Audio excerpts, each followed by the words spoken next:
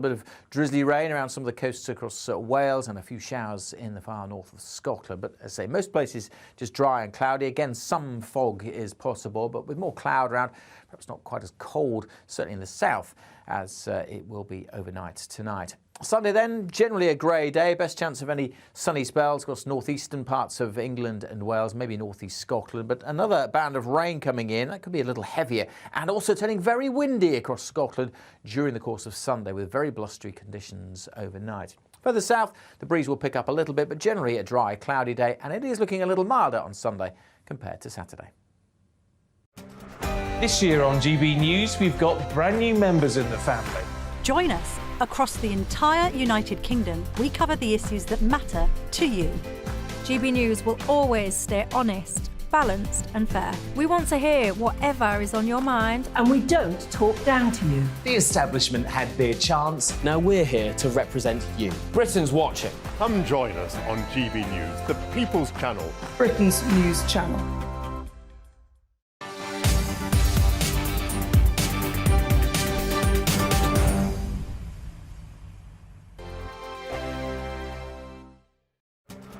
This year on GB News, we've got brand new members in the family.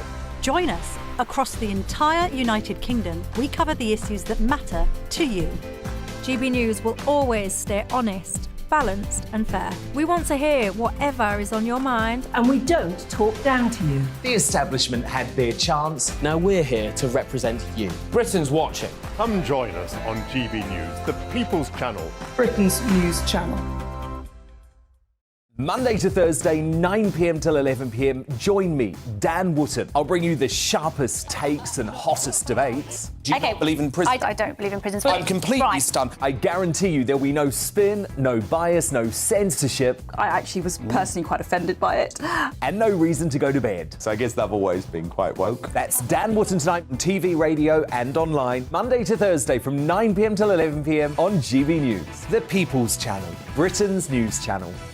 We are GB News, and we'd like to say thank you to each and every one of you for bringing us your conversations, for helping our great nation find its voice. We are here for you on radio, television and online, across England, Scotland, Wales and Northern Ireland. It's not the BBC, you actually get your facts right. We are proud to be GB News, the People's Channel, Britain's news channel.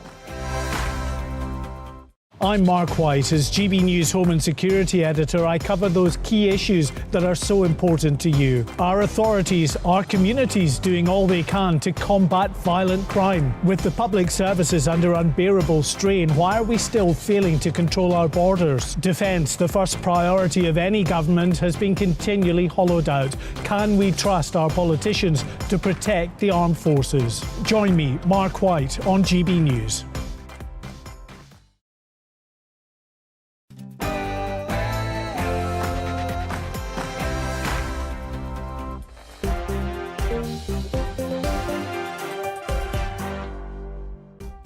Hi there, it's 6 o'clock. I'm Michelle Dewbs, and this is Dewbs & Co, the show where we'll get into some of the things that have got us talking today. And I'll tell you who was talking today. Jeremy Hunt, did you see him?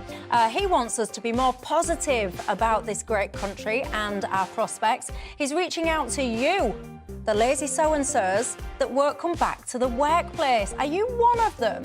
And what do you reckon to this whole notion that you've just been a bit burn idle? Maybe. You might be 50 plus, you might have made a small fortune, you're taking it easy. Should you really have to come back to the world of work just to help out this government? I want your thoughts on that. And HS2, I mean, goodness gracious me, this thing has been going on for years and years and years. Progress, though, is very sparse. Now, there's rumours that it perhaps won't even reach the end destination of Euston. Some say it will, some say it won't. Some say, you know what, that's enough. Get rid of the whole HS2 thing altogether. What says you? And the state pension age. When should we be able to claim it? 68 is the suggested age. Do you share that? Is it too old? Is it too young? And gambling. Do you like a little bit of a flutter?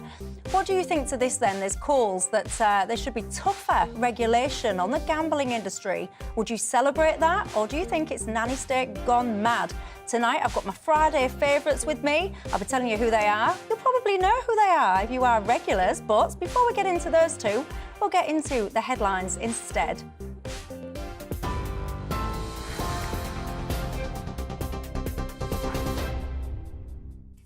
Michelle, thank you. This is the latest from the GB Newsroom. The Chancellor has insisted the best tax cut for the UK is to cut inflation. That's as he sets out his long-term plans for growing the economy. With inflation close to a 40-year high, Jeremy Hunt has reiterated the government's pledge to halve it this year. He's promised to use Brexit freedoms to boost growth and reverse what he calls a declinism attitude towards the economy. Some of the gloom is based on statistics that don't reflect the whole picture. Like every G7 country, our growth was slower in the years after the financial crisis than before it. But since 2010, the UK has grown faster than France, Japan and Italy. I want to ask you to help turn the UK into the world's next Silicon Valley. If anyone is thinking of starting or investing in an innovation or technology-centred business, I want them to do it here.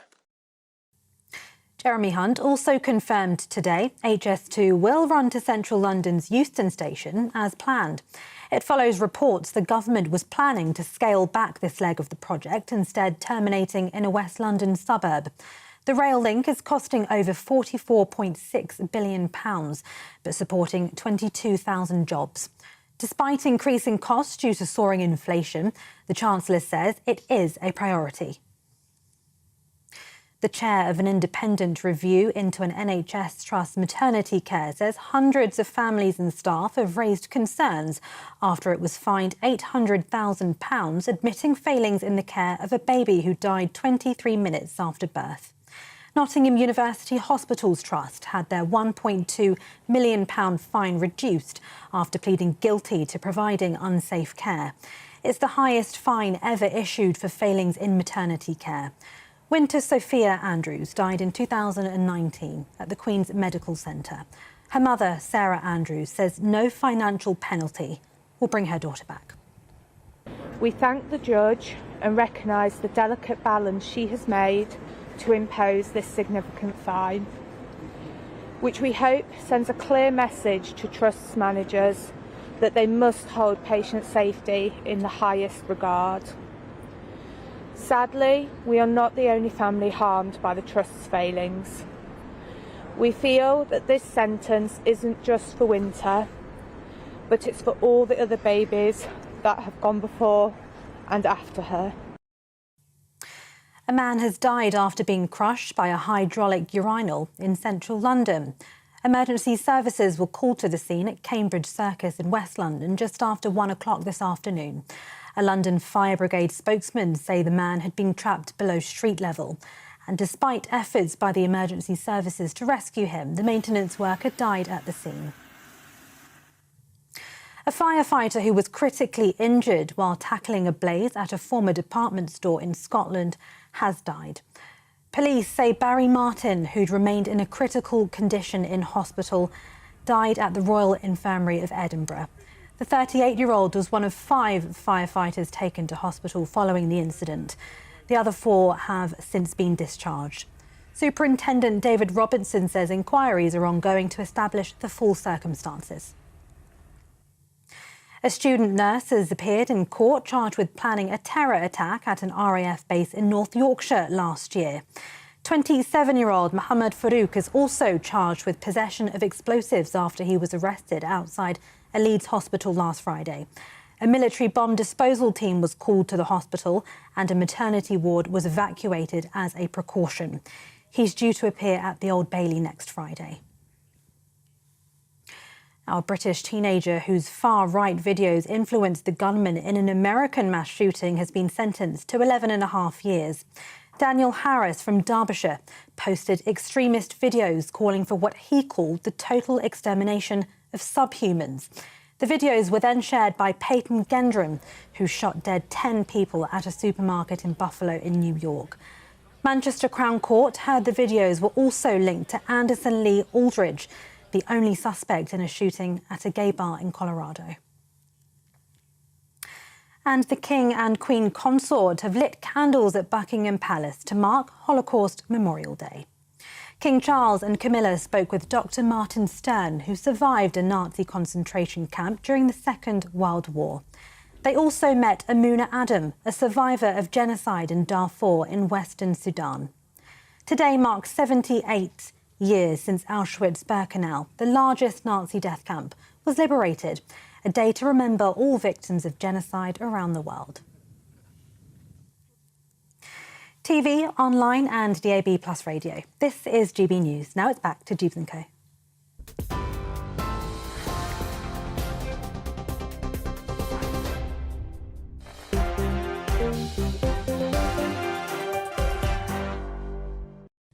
Thanks, Tatiana. Well, I'm Michelle Dewberry and I'm keeping you company until 7 o'clock this evening. And alongside me, we've got the political consultant Alex Dean and the author, fireman and trade unionist Paul Embry. You two, my Friday favourites, that's what I call it. Thank you very much.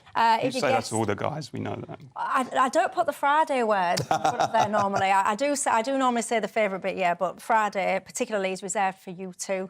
You guys like these two at home as well, don't you? You're in touch with me already, saying that you love this panel tonight. I do want your thoughts on all the topics and anything else that's on your mind, quite frankly. You can get in touch with me the usual ways. GBviews at gbnews.uk is how you can reach me on email, or you can tweet me at GBnews. Lots of you have been getting in touch already tonight. Christine, you messaged in and said, can you put a trigger warning on your show because your blood pressure goes sky high with some of my panels. Not tonight, though, because these two are a sensible bunch, I have to say. There'll be no shouting, because I know what you mean. Sometimes it gets a bit much, doesn't it? Gary says, Michelle, are you off line dancing tonight after your show? Whilst Ken asks, why have I attended work today dressed as a picnic blanket? I have to say, if you're listening, not watching, just I look fabulous, don't worry about it. And speaking about looks, before I get into my top story, which is Jeremy Hunt and what he's had to say, there is a burning question that I've got to get off my chest and put out there to one of my viewers, because speaking of Twitter, today I announced my Friday favourites were coming up. I announced that Paul and Alex, they're on my show tonight, and I got a reply from one of my usual viewers, regular viewers, called George.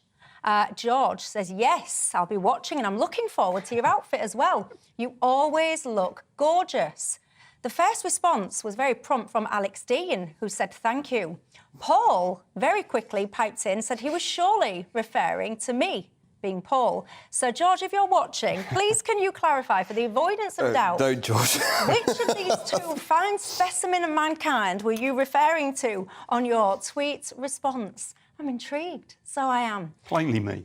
Let's get George in as the X Factor panel. Yes. We'll do our bit in front of him. Yes, indeed. Speaking of which, by the way, before I do get into Jeremy Hunt, you two are going to be keeping me company for the foreseeable Fridays, which is a real treat for me and for you at home. And I want to get a bit of a Friday feeling going on, starting from next week.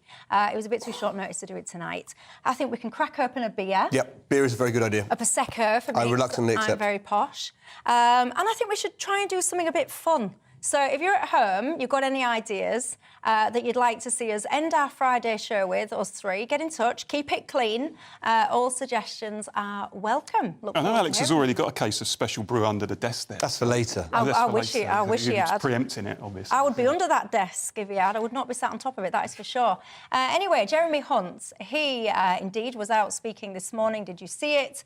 There was quite a few things to get into, basically. He was talking about the 4 E's. He was talking about people getting back into the Labour market. He was talking about what he calls the declinism of the Labour Party and beyond, people basically pulling the country down, talking it down.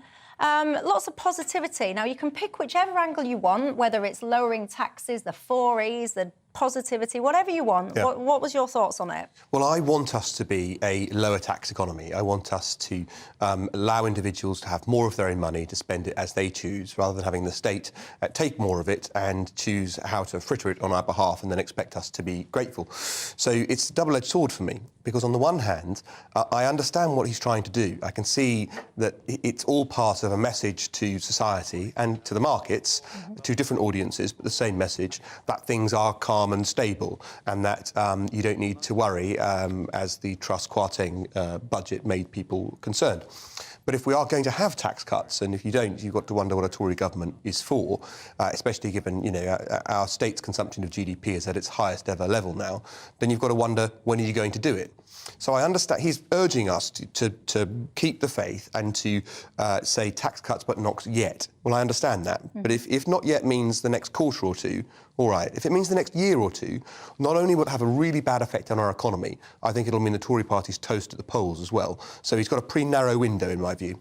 Paul, your thoughts? Well, tax cuts generally, I think, tend to benefit those who have wealth to begin with more than poorer people. And I think the priority at the moment, particularly given the state of the economy, look, I mean, I could go along with targeted tax cuts for the poor, or for the poorest sections of society, have no particular problem with that. It strikes me that actually the priority at the moment, as we're about to head into a potentially very long and very deep recession, is to get real wages rising. Because I think the last thing you need to be doing going into a recession is reducing people's disposable income.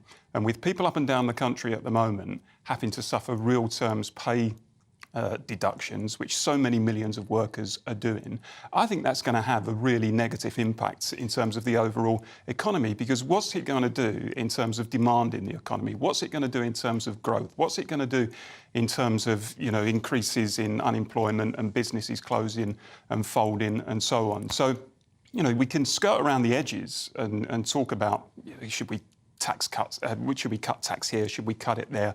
But it seems to me the really important thing is to get people's wages up, to get their disposable income up, and to try to, at the very least, temper some of what will be the really damaging and acute effects of the oncoming recession. There's an intake of breath there. No, only in enthusiasm in some ways, because I think we may disagree less than you think. I want to point out that what you're talking about is a flip side of the same coin. There is very little benefit in wages going up if the taxman then takes the difference. And disposable income is, on the one hand, yes, boosted by people having higher wages. It's also boosted by the taxman taking less.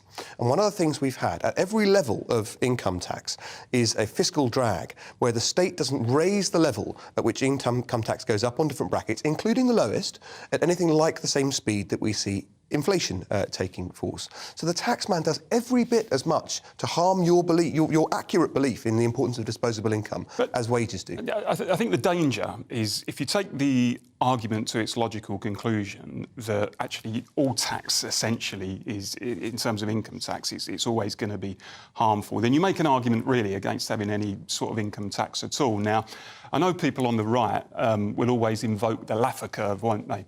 They'll say that you get to a point where actually the tax take becomes at such a level that you end up reducing your tax revenues. I think that's been largely debunked broadly, the Laffer argument. That isn't to say, of course, that it would be wise or judicious for any chancellor to whack tax rates up to really punitive levels.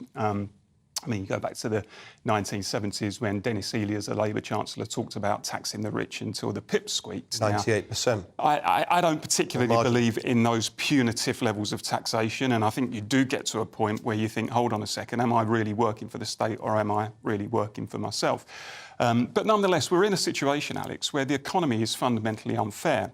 There were some people in society, predominantly the wealthy, who did very well out of the pandemic. In the last couple of years, we've seen city bonuses surging. We've seen executive pay rising handsomely. We've seen some of our corporations registering record profits. There's been a transfer of wealth in this country from poor to rich over the last couple of years. And how do we address that? One of the things we've got to do in terms of addressing it is to have a progressive taxation system where the rich do pay more. But we've also, I think, more broadly, got to talk about the whole structure of our economy, the fact that we've allowed the real economy, the productive sector, to wither on the vine, the fact that we invest so much in financial services in the city in this country, but we're quite happy to see deindustrialisation on a vast scale and thousands of factories closing and blue-collar jobs moving abroad and so on. It strikes me that nobody, and I include the Labour Party in this, by the way, nobody has really got a handle on that or any idea. I agree on the last part about the Labour Party, but you're conflating, in my view, two issues. The first is that there's been no incentive for a generation in this country to invest in the kind of things you would want to see to improve productivity. That is to say, training for individuals on the job, better wage rises for people who are proving to be good at their job, so as to incentivise them to stay and wish to do and to go further, and better technology and power in the workplace, because we've had ultra low wages, because we've had a market in which we've basically had a free-for-all on migration and people coming willing to work on ultra low salaries. And an overvalued currency. Something on which the Labour Party had no answer, certainly on the immigration point. But you're conflating that issue, on which you and I might heartily agree, with a good old-fashioned soak the rich. Having first said you weren't interested in it, you then went on to soak the rich. Maybe entirely. you, but not the rest of them. Well, I'm not sure I qualify. Certainly I don't qualify with the top 1% who pay 30% of all tax in this country. Top 2, maybe. And what we've seen, 1.5 then, but what an interesting quibble for you to therefore yield the main point.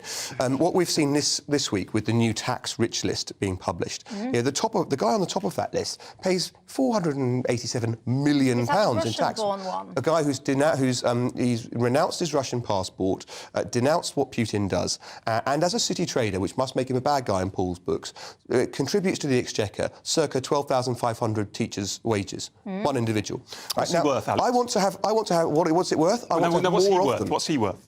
I don't know. He paid 485. So billions. 487 million pounds in tax in a single year. So yes, I think his firm's worth about 30 billion, but I don't know what his other personal wealth is. Why? What's wrong with that? I want to have more people like that. You want to have fewer. Yeah. What's wrong with that? I don't believe in societies or economies where there are vast disparities in wealth between rich and poor. And in fact, I think that. Why not? Because I think it causes all sorts of problems within society. I think it causes. Do you mean jealousy? No, it's not about the politics of envy. It's simply saying that, if you're a cleaner or if you're a health worker, or if you're someone who works on the line in a factory or something like that, and you work in a 45, 50-hour week, then actually, you're working hard to the best of your ability, that you're contributing to society. If you see, and you might at the moment particularly be struggling to pay your mortgage bills and your energy bills, worrying about putting food on the table and so on. And if you see actually that there are individuals within society who may work in the city and play the stock market and do all the gambling and the casino stuff that obviously Alex thinks is really valuable and productive, you would probably get quite angry that these people are earning money that's in a different stratosphere. But the stock market's open to all, isn't it? You can trade, a five. Well, in theory, Michelle. No, not in theory, in reality. If you've got a pension, you're investing in the stock market. You've got a pension, Paul? Well, I've got an occupational pension. Yeah, where does it invest? Well, look, stock market. But you know what I'm saying, Alex. The average person who happens to have an occupational pension is not playing the stock market every day, not directly. But they Come on, could let's do. be sensible. But they could do. If what you're saying is, look at all these rich people that play the stock market, and then you're saying then you've got these cleaners that work 50-hour weeks and all the rest of it. It's not theoretical to say that if you want to trade, you could start with a fiver. Michelle, if you seriously think that a cleaner working a 50-hour week and earning the minimum wage and may have kids to bring up has really got the time or the inclination to go and play the stock market, well, I think that's fanciful. So we agree that society has a duty to the very worst off. Where this then becomes, in my view, slightly unhinged from the discussion in your perspective, is that your dislike of the ultra-wealthy applies so much that you'd rather there weren't more available to the state as long as they didn't exist. Now, I'm completely relaxed, to use Peter Mandelson's words, in those people becoming filthy rich as long as they pay their tax and they contribute more to the system. You wouldn't. You actually rather the poor are poorer as long as the gap's smaller, right? What you're doing, Alex, is relying on the old trickle-down argument, which is to say that, look, what we do is we roll back the frontiers of the state, we have low taxes, we allow the already wealthy to accrue even more eye-watering amounts of wealth, because what will happen is that money will eventually trickle down to the poorest. We'll all get a few extra crumbs off the table and society will be the better off for it. Actually, it isn't true. The evidence shows that it simply isn't true. The only way to rebalance the economy, the only way to make sure that some wealth goes to the poorer, the poorer sections of society, is for government to intervene through the tax system. With a long way of saying your answer is yes. You'd rather the poorer are poorer as long as the gap is smaller. No, absolutely not. I think the envy in you is so significant that you would rather, as long as you can get rid of the ultra-rich, you'd rather lose their tax production. Well, right? if you're going to say the rich should hold the country to ransom by saying if you tax us any more, then we're going to take our capital abroad, we're going to take our money abroad. But why wouldn't you do that? If someone said to you, you can set up a business and you can pay 10% over there, or you can pay 50% whatever over there. Of course you would. Any sensible person would go over there. Isn't it funny, though? And you would, if you're honest. But isn't it funny how... Would you pay less tax legally if you could? Isn't it funny how when someone... Well, hold on. When someone's in that situation where they're threatening, you know, a rich person, a corporation is threatening to move their operations abroad because the government's going to tax them a little bit more. We never talk in terms about them holding the country to ransom, do we? But the minute a health worker or a firefighter goes on strike for more money, they are holding the country to ransom. Answer my question Why the very inconsistency? Quickly. Would you pay less tax if you legally could? I think if it was an aggressive tax avoidance scheme, which was unethical, no, I wouldn't. If you could, on a normal, reasonable level, if you could legally, of course you would. If it was ethical, just a quick reminder, by the way, top 20 taxpayers in the UK last year, just to give you an insight here. The top one, he paid, as we were just saying, 487.4 million. The next one, down 460 million. The one after that, 392 million. The one after that, 263 £1 million. There you go. That's it's not bad work if you can get it, is it? Give me your thoughts on that last topic. Where do you stand on it? It's GBViews at gbnews.uk is how you can get a hold of me tonight. I'll take a quick break. When I come back, I'll have some of your thoughts. And also, I want you to ponder, if you will, in the break, HS2. Where do you stand on it? I mean, there's been talk this morning about whether or not the thing will even make it to the end of the line, which was supposedly Euston, or not. Is it time just to sack the whole thing off? Give me your thoughts. I'll see you in 2.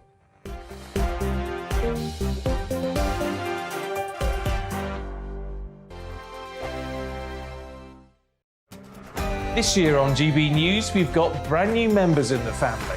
Join us. Across the entire United Kingdom, we cover the issues that matter to you. GB News will always stay honest, balanced and fair. We want to hear whatever is on your mind. And we don't talk down to you. The establishment had their chance. Now we're here to represent you. Britain's watching. Come join us on GB News, the People's Channel. Britain's news channel. Monday to Thursday, 9 p.m. till 11 p.m. Join me, Dan Wootton. I'll bring you the sharpest takes and hottest debates. Do you not believe in prison? I don't believe in prison. I'm completely stunned. I guarantee you there'll be no spin, no bias, no censorship. I actually was personally quite offended by it. And no reason to go to bed. So I guess they've always been quite woke. That's Dan Wootton tonight on TV, radio and online. Monday to Thursday from 9 p.m. till 11 p.m. on GB News. The People's Channel, Britain's news channel. We are GB News, and we'd like to say thank you to each and every one of you for bringing us your conversations, for helping our great nation find its voice. We are here for you on radio, television and online, across England, Scotland, Wales and Northern Ireland. It's not the BBC, you know, you actually get your facts right. We are proud to be GB News, the People's Channel, Britain's news channel. I'm Mark White. As GB News Home and Security Editor, I cover those key issues that are so important to you. Our authorities, our communities doing all they can to combat violent crime. With the public services under unbearable strain, why are we still failing to control our borders? Defence, the first priority of any government, has been continually hollowed out. Can we trust our politicians to protect the armed forces? Join me, Mark White, on GB News.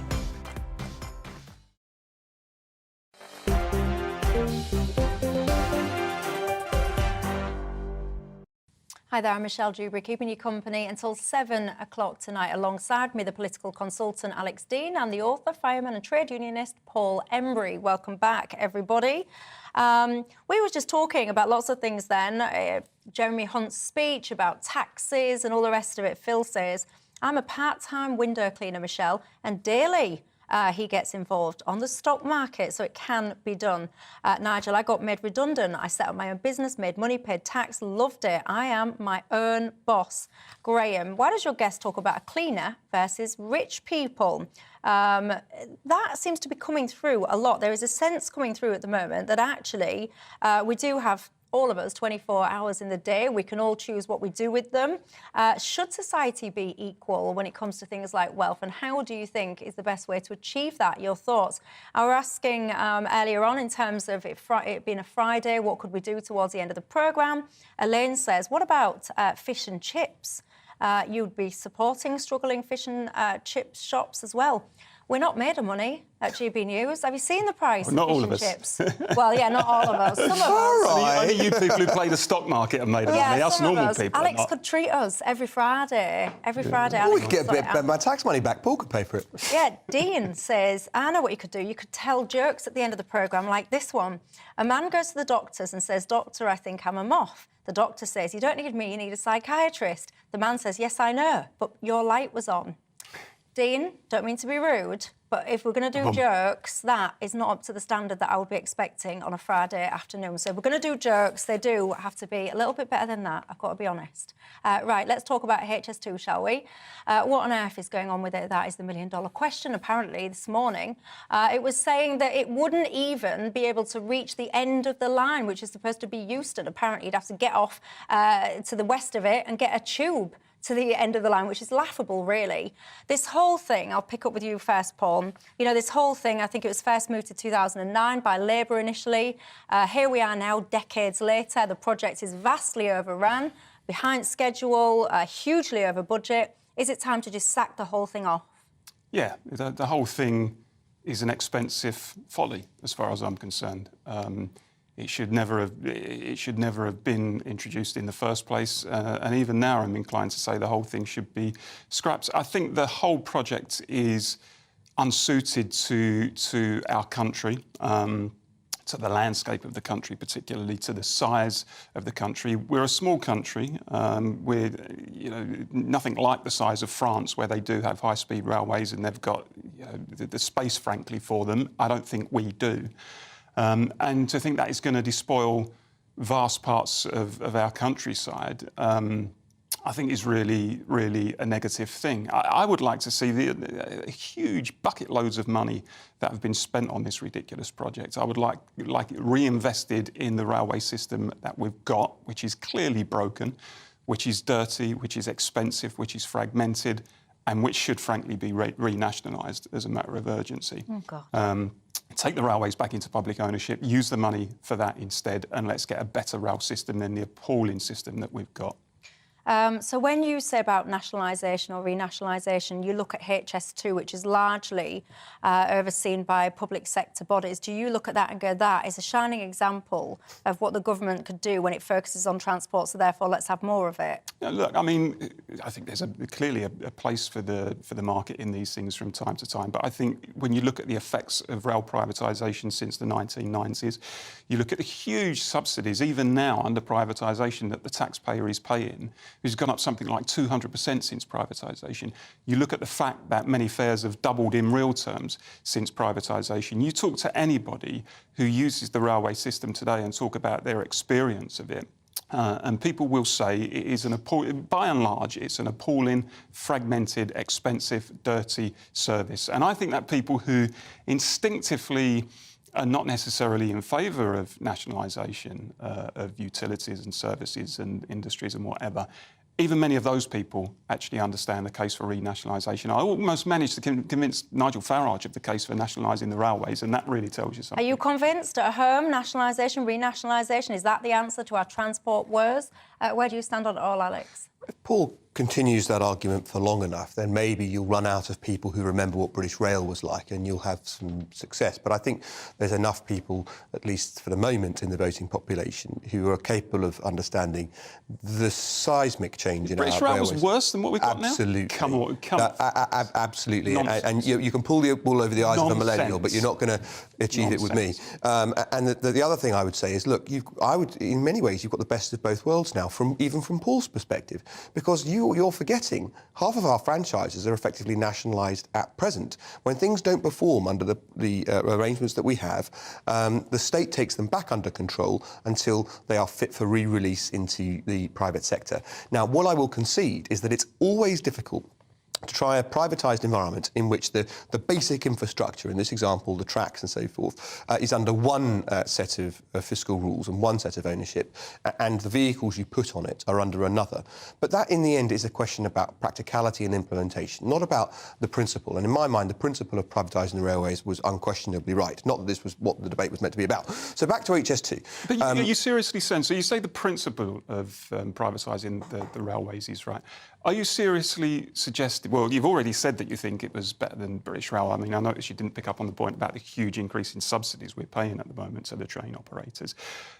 Are you also saying that the system we've got at the moment is acceptable, or are you conceding that it's an appalling system? And if it's an appalling system, why? And how do we improve it? I'm saying it's far better than it was under British Rail. So you've had me reiterate an answer I already gave by dint of a long question, which I thoroughly enjoyed. I mean, I have to say, Alex, I'm so shocked I felt the need to reiterate it. Well, all right, but gas bag on your time, not mine. So my point about, on your point about subsidies, you've got to realise that if we hadn't had these things under private ownership and the injection that we got from private capital in the course of the privatisation process, then all that money would be being spent on the railways by the state in any case, not least because we just had fares impacted by the result of almost nobody taking the railways for 2 years. So, I mean, reality bites at some point, Paul, and of course there was going to be there was going to be a significant re-evaluation in this country when we deliberately plunged our economy into decline over coronavirus and many more people work from home. But anyway, I wanted to talk about what Michelle actually asked about. HS2.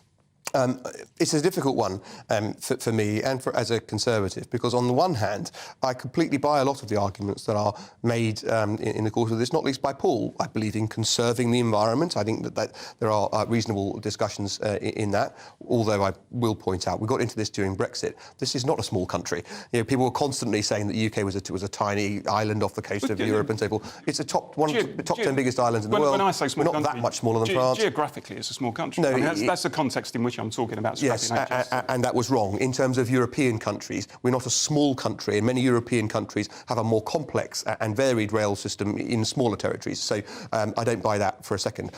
So I wouldn't, in your shoes, if I wanted to oppose HS2, talk about that. I talk about money and where that money's gone. And the difficulty is, from a pragmatic political perspective, a lot of money's been spent in it already, and then you've got to make the evaluation.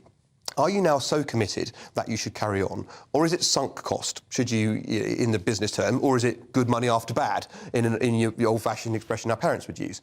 And I think my view is that Paul's position, which says, get rid of HS2, spend more on the railway we have, ignores the point of HS2, which is actually to help out the infrastructure we already have. It's not about getting to Birmingham from London faster.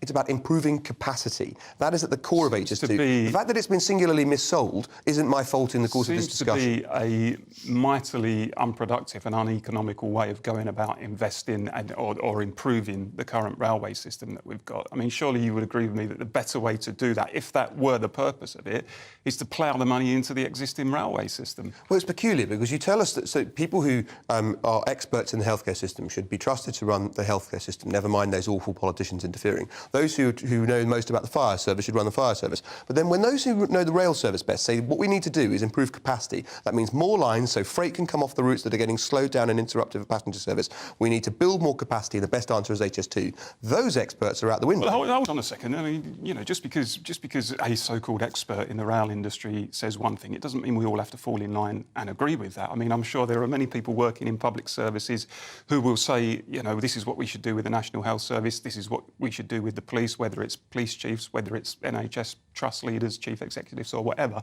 Can't imagine you, Alex, would say, well, these people have spoken and therefore we have to acquiesce. In fact, I'm pretty sure you wouldn't say that. So I think it's slightly hypocritical, frankly, to invoke that line just because a rail industry expert has said it. But I don't think you've addressed the point that the appalling situation at the moment in the rail system and the fact that it's an appalling service which you seem to disagree with and really, frankly, have got no solution to improving it under the current status quo in terms of it being privatised. What's the answer? How do we improve this terrible system? You tell me at home. David has been in touch saying that ultimately we don't need to be able to get to London any quicker because ultimately we can't afford it when we get there. You're saying, why don't we just take this money to replace the cattle wagons that we have to still rely on in the north? Northern Powerhouse Rail, I know that's very popular to many in the north as well. Is that something that you would support, perhaps, over and above the whole HS2 plans? Just to give you an idea of budget, by the way, it started off about, what, 20+ billion. I think estimates now are saying about 100 billion currently. I mean, of course, it can still rise. Timelines, we're nowhere near even being able to have passengers anywhere near this thing right now. The timeframes are slipping and slipping. Don't forget, we're trialling currently driverless cars and things like that right now. By the time you end up getting these people on these trains, you'll probably have flying cars, flying hoverboards, hovercrafts. I mean, come on now, will we even still need these trains by the time they become up and running? Give me your thoughts. Let's talk pensions after the break, shall we? Apparently, the state's pension age will rise to 68 by the end of this decade. That is the plan. What do you think to that? Is it, well, how would it affect you? Do you think it's fair? If you live in Blackpool, by the way, bad news for you, because apparently the average life expectancy, if you're a guy there, is 67. So chances are you might even die before you can get access to your state pension. Goodness me, let's get into that after the break.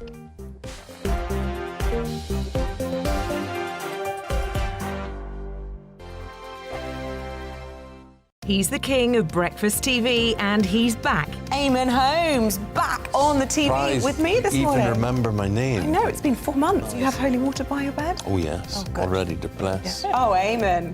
Oh. Why do you not believe anything I say? Eamon Holmes back on GB News Breakfast at 6 a.m. Every weekend, it's Mark Dolan Tonight. Bigger and better, starting at 8 p.m. Friday and Saturday. Can't be too safe. Bring it on. Has there ever been a more innuendo feature? And Sundays, we're on at 9. It's ridiculous. Just get on with it. Maybe you should get a proper job. Only on GB News, the People's Channel, Britain's news channel. I'm Michael Portillo. Join me on GB News on a Sunday morning for topical discussion, debate, arts and culture, and sometimes even ethical dilemmas. I don't always agree with you, Michael. Michael Portillo, Sundays on GB News, the People's Channel, Britain's news channel. Hello, I'm Michelle Dewbs, and you can join me every weekday 6 till 7 on Dewbs and Co. You're an inspiration to us all. Clip that bit up. Well, you are. That's my ringtone. My political ambitions those days are gone, I can tell you. She's only teasing. Go on. He's probably going to want to lay down now. I'll give him 2 minutes to have one. Let's respectfully disagree. That's what we like on Dewbs and Co. Come and join us. GB News, the People's Channel. Michelle Dewbs, weekday evenings at 6 o'clock. Monday to Thursday on GB News, it's Bev Turner Today from 10 a.m. We're going to be here for you, our GB News family, to keep you up to date, but also make you smile. The guy went from puberty to adultery. And I can't wait to bring a few of my own opinions. I have no time for cultural totalitarianism. We'll engage in passionate, but always polite debate, with your thoughts and opinions at the centre of it all. Only on GB News, the People's Channel, Britain's news channel.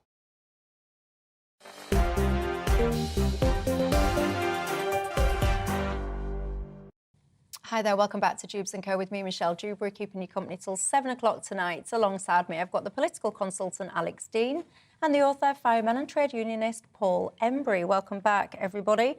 Marina says, I think we should cancel HS2 and upgrade our present railway system, including reopening the old lines. I don't think that returning to nationalisation is the way, because she says that she remembers it. And basically, she didn't think it was great. And she says the unions were the menace when it was nationalised in that way. Derek says, please can you tell Paul Embry that me and my wife are old enough to have experienced British Rail, and today's railways are 1,000% better. Goodness me, Paul. Derek. Wait a few years, you'll fool the millennials, but not these guys. I think Derek's it's a myth, actually. I mean, I remember British Railways, and of course it was not perfect. No one would seriously suggest that it was, but you know, the idea that it was as bad, anything remotely as bad as what we've got at the moment, I think he's just completely wrong, completely inaccurate. Yeah, Cass is having none of it as well. You're saying, you know, it's just, you're having a laugh, Michelle. You can't even get a decent train from anywhere that's on time right now. That money should be taken to improve the main infrastructure as it stands today. Bernard says, HS2 is basically another scam. It's the Tories giving billions to their friends. Do you agree with that? I mean, it's really sad. I was just saying in the break, I barely use trains anymore because I just found them too unreliable. That is the first thing you've got to fix, isn't it, if you want people out of off their cars. You've got to have a system. Whatever system, whoever earns it is irrelevant to me. I just want the thing to run on time and to be able to get a seat when I'm on there. Let's talk pensions, shall we? Because have you retired? Are you retiring anytime soon? The state pension age is something that's created much conversation in these last few days. And now, apparently, the plan is to rise it until 68. What do you think to that? Time-wise, it's going to be perhaps middle of next decade. It wasn't supposed to be happening, by the way, until 2046. What do you think to this 68 to get your state pension? Yeah, I think we should, and I think it's overdue. And like most of the changes that we make to these systems, it'll come later than ideally, even on that accelerated timetable, it'll come later than it would ideally be introduced for the benefit of society. These things will become increasingly unsustainable unless we work for longer. And the reason I say that is that your pension period was meant to be a relatively short time out to pasture and happiness after a working life. And no fault of theirs, of course, they grew up in the system. But we've had pensioners who've enjoyed, including my parents, who've enjoyed a generation's worth of time in retirement, and the civil service have done well from the system. People of my age, increasingly middle age, have got to accept. So I'm arguing against interest, right? We have to accept we need to work for longer. And if we're going to sell that to one another and to those who might not be inclined to, the argument might be made, it's not actually for you, it's for your children and grandchildren and for the society that's yet to come. Because if we're going to have a state pension age at all, it can't continue being at a set age when our life expectancy is going on up and up. Except if you're in Blackpool, as I was mentioning, some of the men there expected to live just until they're 67. Are you one of those guys? Are you in Blackpool? You read that. What do you make to that? You'll graft your whole life, potentially pass away before you even get your mitts on your state pension. Paul Embry, 68, the right age or not? Well, my concern is, look, I'm not ideologically opposed to the idea that the state pension age should rise. I think there's a certain logic to what Alex says in the sense of if life expectancy is increasing, then I think there's an argument to say that proportionately the state pension age should increase as well. The difficulty that I have with it is I don't think it should ever be an economic consideration, actually. I think it has to be a consideration about life expectancy and people's health conditions and so on, what sort of level of health that they can expect at a certain age. Because I don't want to live in a society where we say, look, you can't draw a pension, not because you're not old enough, not because you're not infirm, but because, we're not prepared to tax richer people in order to pay for it. That's frankly why. A state pension I'm talking about. You can get your own private ones if that's what you want to do. Well, yeah, I know, but if you're not earning a great wage, then your private pension isn't going to be earning you a lot of money in retirement anyway. But coming back to the central point that Alex makes there, the truth is, and I would like to think you might even agree with me on this, over the last couple of years, we're looking at life expectancy going backwards. Now, the pandemic, has had some sort of impact on that. I think when you look at the very serious issue we've got at the moment around excess deaths and the fact that, we're having what seems to be a huge and very disturbing number of cases of cancer and heart disease and so on, then that bodes ill for the future. And I think the idea of the government saying now, when life expectancy in England certainly has dropped back over the last couple of years, and it may be the case for the rest of the UK, I'm not entirely sure, but against the backdrop of the chronic issues we've got in the National Health Service and healthcare generally at the moment and the excess deaths, saying that actually we're going to make you work longer and making that announcement now seems to be, in my view, very premature. Well, it doesn't make people work longer. It's longer before they can draw their state pension. Well, come on now. What does that mean for most people? What does that mean for a lot of people? And the point I was going to make is that you raise very troubling issues about what's happened in the last year or two under coronavirus. And indeed, of course, last week we learned some 500,000 people should have gone on to blood pressure controls that didn't. 300,000 should have gone on to cholesterol reduction treatments and didn't because of the coronavirus environment.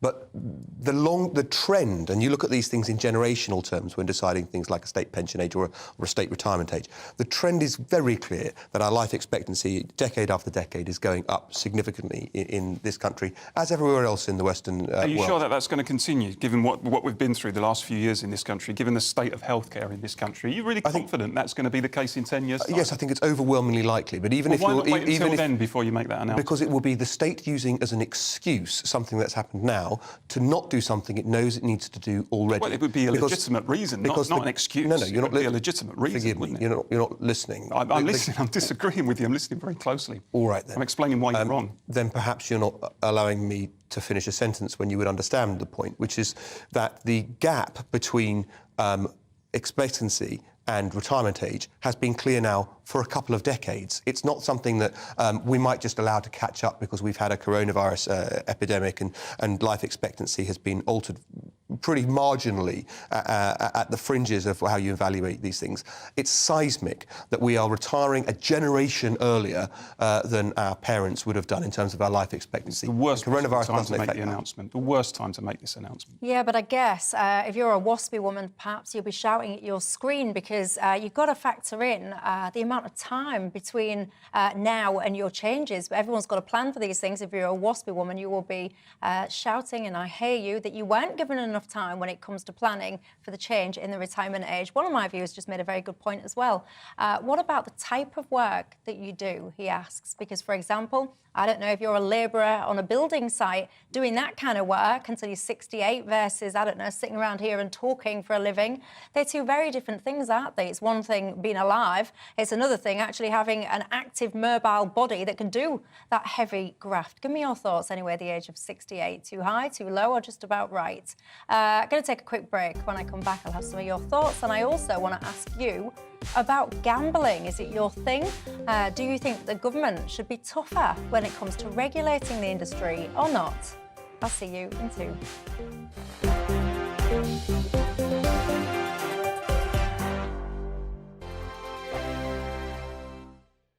I'm Simon Evans. Join me on GB News for Headliners at 11 p.m. What's the scoop? I'll be joined by 2 of the country's top comedians. That's right. As we take a look at tomorrow's newspapers tonight. We're going to get into trouble. If it's a big story, we'll be covering it. Spill some tea on him. There we go.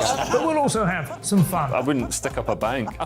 My father didn't love me. So anyway, Headliners every night from 11 on GB News, the People's Channel, Britain's news channel. Join me, Patrick Christie's Monday to Friday, 3 till 6. We tackle the day's news agenda like you've never seen before. It's high tempo, high octane, the most controversial topics, and the best guests. You will not be able to take your eyes and ears off it. I'm not afraid to ask the questions that you really want answered. 3 till 6 p.m, Monday to Friday on GB News, the People's Channel, Britain's news channel.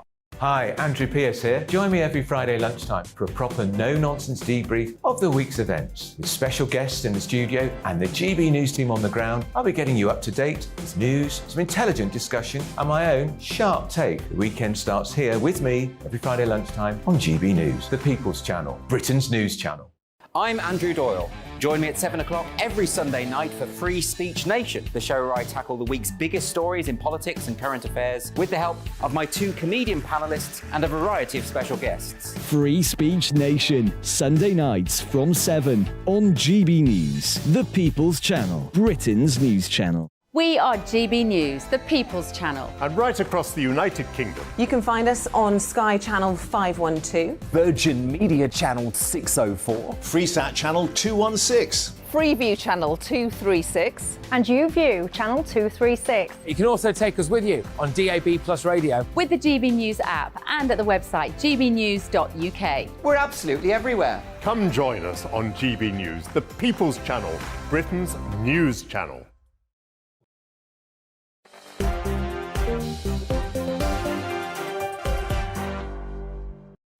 Hi there, welcome back to Dewbs & Co with me, Michelle Dewberry, keeping you company until 7 o'clock this evening. Alongside me, the political consultant Alex Dean and the author, fireman and trade unionist Paul Embry. Speaking of Paul Embry, many people are writing in the same question. We're talking about 68 as a state pension age. People are saying, well, it's all right for him because he can retire as being a fireman for 55. Is that right or not? Well, actually, the government recently increased the normal pension age to firefighters to 60. But there's a really important point there, actually. If you're part of an occupational pension scheme, then the retirement age surely has to be built around the demands of the occupation. Otherwise, you're going to have, masses of 60-year-old firefighters going up ladders and rescuing people. I don't think is a particularly wise or safe thing, and that's the argument we've made to the government. Yeah, and Alan makes a similar point. He says, I'm a joiner, Michelle. I don't want to be climbing scaffolds and carrying tools around all day long. At 67, it's all right for you lot, he says, when all you do is sit around and talk on telly. But for us grafters, less so. I hear you. Sharp intake of breath there to respond. Maybe he does something else in later years, like teaching apprentices how to do the skills that he's learned over a lifetime of work. You don't have to do the same thing to be in work. That's a very good point. What do you make to that, Alan? Alex says you can become a teacher. Give me your answer to that. Let's talk gambling, shall we? The government apparently is set to announce stronger regulation against betting companies. This is all about the problem of gambling addiction. This could look like different ways, Should you be able to advertise on Premier League shirts or boards or whatever? Should there be mandatory levies to help fund addiction services, etc.? Paul? I think there probably should. I think gambling is... For most people, it's fine, but for a section of society, it causes enormous personal problems. It destroys lives. It rips families apart. I think the sheer accessibility of it now, once upon a time, you used to have to go into a betting shop and place a bet, and it was usually on the horses or the dogs, occasionally football. Now you can bet on anything just using your smartphone. You can do it in play. It's just there for people all the time. And that clearly, I think, has had a detrimental impact. So I think there's an argument to say that these gambling companies, who are making enormous profits, let's not forget, should be required to do something to alleviate some of those problems, those social problems that have developed as a result of the increase in gambling in this country. We have a ban on tobacco advertising in sport. Some UK nations have a minimum price on alcohol. I don't think it would necessarily be unreasonable to levy something on gambling companies, to have things like a maximum stake, to have affordability checks and so on. I'm not instinctively someone who believes in a nanny state, in an overweening, overbearing state, but I think when you can recognise that there are huge social problems that have derived from a particular activity, from a particular industry, it's reasonable for the government to intervene on it. Alex Dean? It's not like smoking because there's no safe level at which you can smoke tobacco. And when somebody says to you, I don't believe in the nanny state, but, you should normally ignore everything they say before the but, where you get to the part where they do want to hand over more control to the state. Some people do have a problem with gambling, that's true. And the industry is now spending more than ever on their associations and groups in attempts to help those people. If we regulate these businesses further and further, you're going to drive the people who have the biggest kinds of problems, who then can't use those platforms, into using the unlicensed bookies and the guys in the pub and so forth, where they won't get the help in the first place. The industry is highly regulated already. It seems to me, unless you want to say you're going to blindfold adults so they can't see the possibility of having a flutter, we are overreacting. And we're overreacting in much the same way that the prohibitionists did, and saying anything to do with this is bad. And in the end, it'll be just the same as prohibition. It doesn't work. Is there anyone out there that does have a gambling problem? Are you watching this? So who's this? Who just got in touch and said...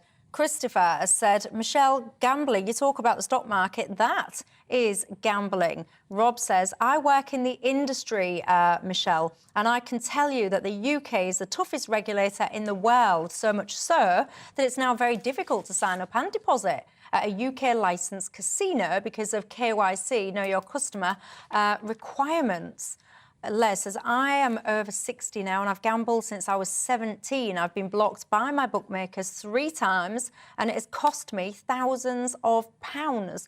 What's cost you thousands of pounds, Les? I'm confused. The blocking or you're gambling? I don't know what you mean there. So you can take, look, you can take an ultra-libertarian approach to it and say, look, we're all free individual citizens. If people want to gamble their money up the wall, they should be free to do it.